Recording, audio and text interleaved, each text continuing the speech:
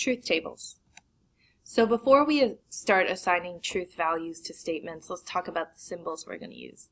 This upwards pointing caret is a conjunction for the word and. This downward caret is for disjunction, or the word or. The squiggle is to represent a negation, or the word not. And this arrow is for an implication that we're going to make. Here when you have P and Q, what this means is for the statement to be true, both P and Q must be true individually.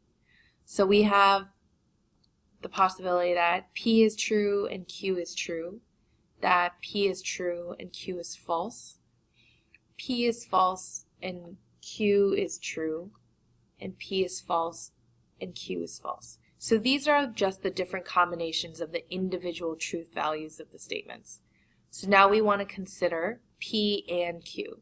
So for this statement to be true, each of them must both be true. So P and Q are both true, so P and Q is true. Here, Q is false, so that means that it's false. Here, P is false, so this is also false. And then here, if P and Q are both false, then P and Q are both false.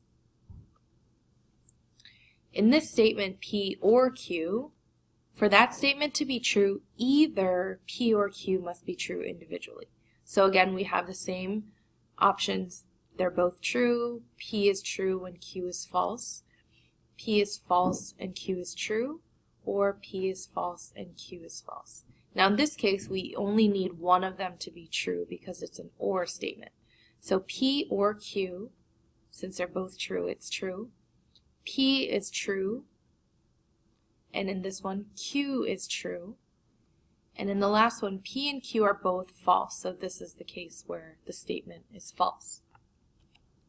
So now let's take a look at a couple other things. In this first one, we want to talk about what happens when we have to negate a value. So you want to negate all the truth values from the corresponding column. Here, we're going to start off with our originals. P is true and Q is true. P is true when Q is false. P is false when Q is true. And then P is false when Q is false. Okay. So the reason why you have an extra column for a negation is so that it makes this last statement easier to fill out. So if you consider not Q, you're going to take every truth value in the Q column and just negate it. So this becomes false, this one becomes true, this one becomes false, and this one becomes true. So when you consider this, P or not Q, then you just consider the first column and the third column. So we just need one of them to be true. True, false, so this is true. True, true, this is true.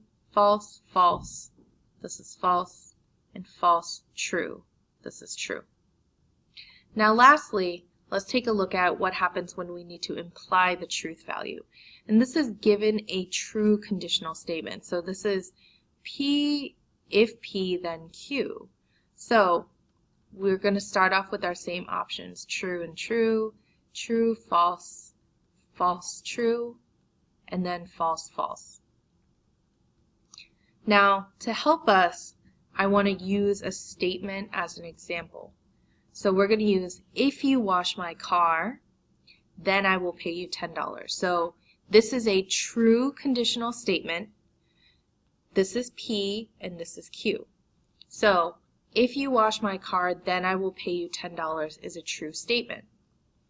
If you wash my car and I don't pay you $10, that is a false statement because we are going based off of this true conditional.